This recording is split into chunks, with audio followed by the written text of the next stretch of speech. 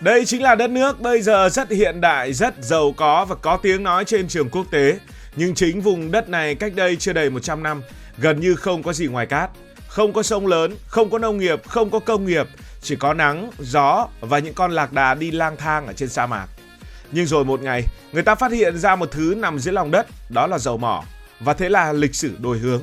Chúng ta đang nói đến Ả Rập Xê Út, và tại sao Việt Nam lại nói rằng có thể trở thành Ả Rập Xê Út thứ hai hay không thì cùng nhau đến với câu chuyện ngày hôm nay. Đầu tiên nói về Ả Rập Xê Út. Thứ nhất, nếu nhìn vào Ả Rập Xê Út ngày nay với những tòa nhà chọc trời, sân bay hiện đại và những dự án hàng trăm tỷ đô, rất khó tưởng tượng rằng cách đây chưa đầy một thế kỷ thì nơi này từng nghèo đến mức gần như không có gì để nghèo hơn. Trước những năm 1930, Ả Rập Xê Út gần như không có nền kinh tế theo nghĩa hiện đại, không có nhà máy, không có hệ thống giao thông phát triển và không có ngân hàng đúng nghĩa. Toàn bộ đời sống kinh tế xoay quanh ba thứ cơ bản, một là chăn nuôi du mục, hai là buôn bán nhỏ và ba là hành hương đến thánh địa Mecca. Người dân phần lớn là các bộ lạc sống di chuyển theo những đàn lạc đà của mình đi tìm nguồn nước. Cuộc sống phụ thuộc hoàn toàn vào thiên nhiên, năm nào hạn hán coi như là đói. Nguồn nước khan hiếm đến mức mỗi giếng nước giống như một tài sản chiến lược. Một gia đình có vài chục con lạc đà được coi là rất khá giả.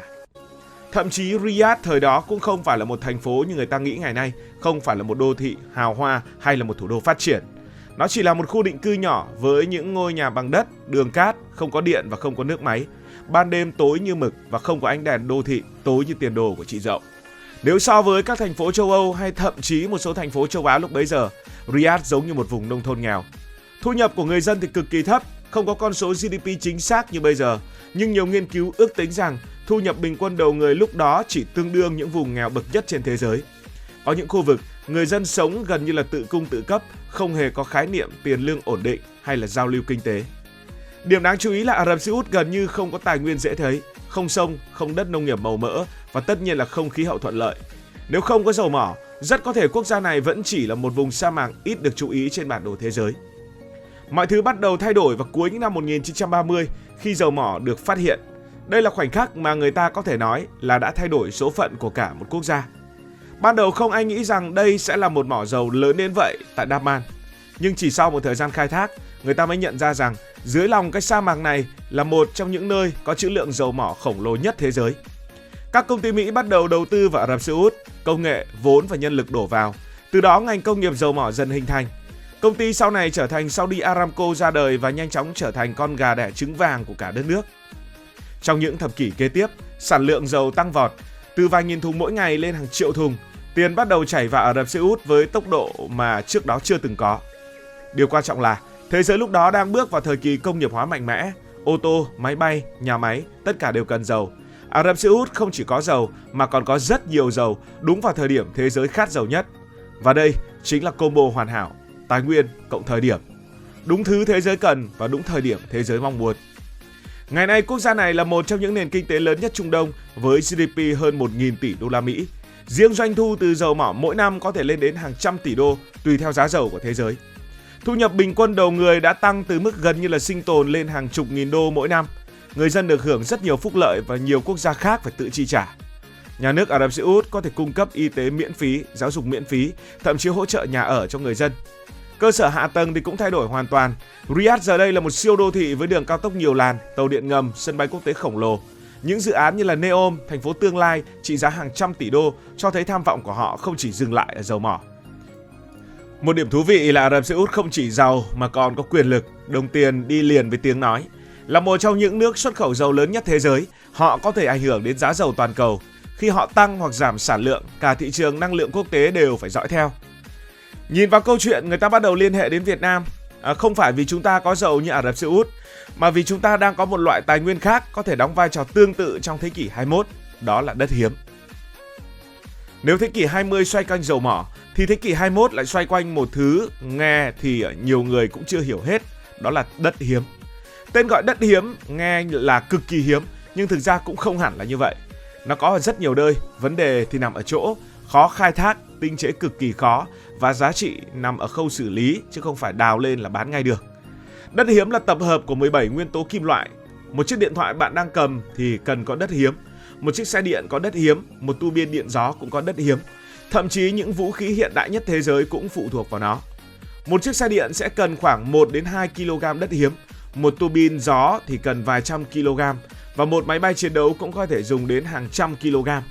Không có đất hiếm thì sẽ không có công nghệ hiện đại. Và hiện nay, thế giới đang ở một trạng thái tương đối là không cân bằng. Trung Quốc đang kiểm soát khoảng 60 cho đến 70% sản lượng khai thác đất hiếm, nhưng có tới 85 cho đến 90% công đoạn tinh chế. Tức là không phải cứ có mỏ đất hiếm đã là hay, mà cần phải có công nghệ xử lý mới trở thành ông trùm được. Điều này khiến Mỹ, châu Âu, Nhật Bản rơi vào thế phụ thuộc. Họ có thể thiết kế ra điện thoại, thiết kế ra xe điện, thiết kế ra máy bay, nhưng vật liệu cốt lõi lại phải đi qua Trung Quốc. Chính vì vậy cả thế giới đang lao vào một cuộc đua mới, tìm nguồn đất hiếm thay thế Trung Quốc và xây dựng một chuỗi cung ứng độc lập. Lúc này, những ánh mắt đang đổ dồn vào Việt Nam. Ít người biết rằng Việt Nam đang nằm trong top những quốc gia có trữ lượng đất hiếm thuộc vào loại lớn nhất trên thế giới. Tùy theo các thống kê, ước tính Việt Nam có khoảng 22 triệu tấn và thường như vậy thì đứng top 2 hoặc một số nguồn thì nói là top 3 toàn cầu. Các mỏ lớn tập trung ở Lai Châu với mỏ Đông Pao là nổi tiếng nhất, ở Yên Bái và một số khu vực khác thuộc Tây Bắc. Hiện nay thì các nước đang muốn giảm phụ thuộc vào Trung Quốc.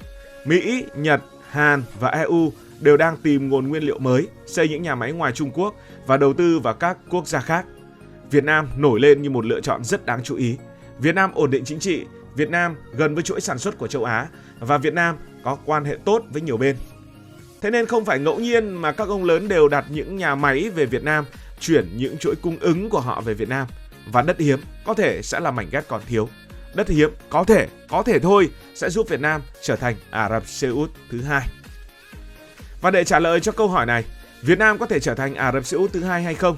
Cách tốt nhất là đặt hai nước và nhìn thẳng vào bản chất của vấn đề, cùng so sánh với nhau ở một vài vấn đề.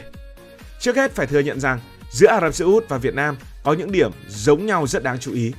Cả hai đều sở hữu một loại tài nguyên mang tính chiến lược trong đúng thời điểm thế giới cần nó. Với Ả Rập Xê Út là dầu mỏ trong thế kỷ 20, với Việt Nam là đất hiếm trong thế kỷ 21. Đây không phải là những tài nguyên bình thường mà là những tài nguyên rất quý giá, có thể tác động trực tiếp đến cả nền kinh tế toàn cầu. Điểm giống thứ hai nằm ở khả năng ảnh hưởng đến chuỗi cung ứng của cả thế giới. Dầu mỏ là huyết mạch của công nghiệp và đất hiếm ngày nay là xương sống của công nghệ. Một quốc gia nắm giữ nguồn cung lớn về lý thuyết có thể tạo ra sức nặng trong các quyết định kinh tế và thậm chí là địa chính trị. Không phải ngẫu nhiên mà các cường quốc đều quan tâm đến vùng Trung Đông lẫn khu vực có đất hiếm. Và điểm giống nhau thứ ba cũng là điều khiến câu chuyện này hấp dẫn là cả hai đều đứng trước cơ hội đổi đời. Ả Rập Xê Út đã đứng trước cơ hội đổi đời và đã làm được điều đó trong quá khứ. Việt Nam về mặt tiềm năng cũng đang đứng trước một cánh cửa tương tự, nhưng cánh cửa này không tự mở. Vậy thì đất hiếm khác với dầu mỏ như thế nào về việc khai thác và giúp một quốc gia có thể bật lên? Khác biệt đầu tiên đó là bản chất của đất hiếm. Dầu mỏ là một dạng năng lượng có thể khai thác tương đối trực tiếp, khoan xuống, bơm lên, xử lý ở mức cơ bản là đã có thể bán ra thị trường. Giá trị của dầu gần như là đã nằm sẵn ở trong lòng đất. Còn đất hiếm thì hoàn toàn khác. Thứ bạn đào lên ban đầu chỉ là quặng, chưa có giá trị cao. Muốn biến nó thành thứ có thể được dùng ở trong công nghệ, phải trải qua một chuỗi xử lý cực kỳ phức tạp, đòi hỏi công nghệ cao, hóa chất và kinh nghiệm tích lũy qua nhiều năm. Khác biệt thứ hai giữa dầu mỏ và đất hiếm nằm ở cách kiếm tiền. Ả Rập Xê Út chỉ cần bán dầu là đã có thể tạo ra nguồn thu khổng lồ. Toàn bộ mô hình kinh tế của họ trong nhiều thập kỷ xoay quanh việc khai thác và xuất khẩu dầu. Trong khi đó, nếu Việt Nam chỉ dừng ở việc khai thác đất hiếm rồi bán thô, giá trị thu về sẽ không nhiều. Tiền thực sự nằm ở các khâu phía sau như là tinh chế, sản xuất nam châm, pin, linh kiện công nghệ. Điều đó có nghĩa là Việt Nam sẽ phải xây dựng cả một chuỗi công nghiệp hoàn chỉnh, chứ không chỉ là đào lên rồi bán giống như dầu mỏ với Ả Rập Xê Út. Khác biệt thứ ba cũng là khác biệt quan trọng nhất nằm ở nơi tạo ra giá trị. Với dầu mỏ, giá trị xuất hiện ngay từ khi khai thác. Bạn có thể hình dung như việc đào được vàng nguyên chất, chỉ cần đem đi bán là có tiền. Nhưng với đất hiếm, giá trị nằm ở công nghệ. Quặng chỉ là nguyên liệu thô, muốn có giá trị cao phải biến nó thành sản phẩm sử dụng trong công nghiệp hiện đại. Điều này tạo ra một cuộc chơi chuyển từ ai có tài nguyên sang việc ai làm chủ công nghệ. Chính vì vậy, nói một cách hình ảnh thì câu chuyện này rất rõ ràng. Ả Rập Xê Út giống như là họ đào trúng một mỏ vàng, chỉ cần có công cụ cơ bản là đã có thể khai thác và bán ra thị trường. Còn Việt Nam thì giống như trúng một mỏ vàng nằm sâu trong đá cứng. Vàng vẫn ở đó nhưng muốn lấy được phải có công nghệ, phải có quy trình và phải có cả một hệ thống ở phía sau. Điều này có thể dẫn đến một kết luận như sau. Việt Nam có tiềm năng lớn nhưng con đường sẽ khó hơn rất nhiều so với Ả Rập Xê Út. Không có chuyện cứ đào lên bán là giàu. Thay vào đó là một hành trình dài, nơi tài nguyên chỉ là điểm khởi đầu, còn thành công hay không phụ thuộc vào việc có xây dựng được chuỗi giá trị hay không. Và cũng chính từ câu chuyện này thì nó mới càng thú vị. Vì nếu làm được, Việt Nam không chỉ đơn thuần là một phiên bản lặp lại của Ả Rập Xê Út mà còn có thể trở thành một mô hình hoàn toàn mới, nơi tài nguyên và công nghệ kết hợp với nhau để tạo ra giá trị kinh tế. Nhưng nếu không làm được thì dù tài nguyên có nằm dưới lòng đất nhiều đến đâu, nó vẫn chỉ là tiềm năng. Ngay như câu chuyện dầu mỏ chẳng nói đâu xa, Venezuela chẳng hạn, nhiều dầu như vậy nhưng họ có giàu có hay không? Tài nguyên chỉ là một điểm tựa, quan trọng nhất vẫn là con người. Và nếu làm được, Việt Nam không chỉ giàu hơn mà còn có thể nắm một phần quan trọng của nền kinh tế toàn cầu, giống như cách Ả Rập Xê Út từng nắm dầu mỏ. Còn bạn, hãy chia sẻ suy nghĩ của bạn dưới phần bình luận. Cảm ơn vì đã quan tâm theo dõi câu chuyện này. Nếu cảm thấy thú vị thì nút like luôn sẵn có và nút đăng ký kênh cũng luôn sẵn sàng phục vụ các bạn. Hẹn gặp lại trong những video tới. Cảm ơn các bạn đã dành sự đồng hành cùng Hải Thanh Story. Đi qua những vùng đất, khám phá những điều mới.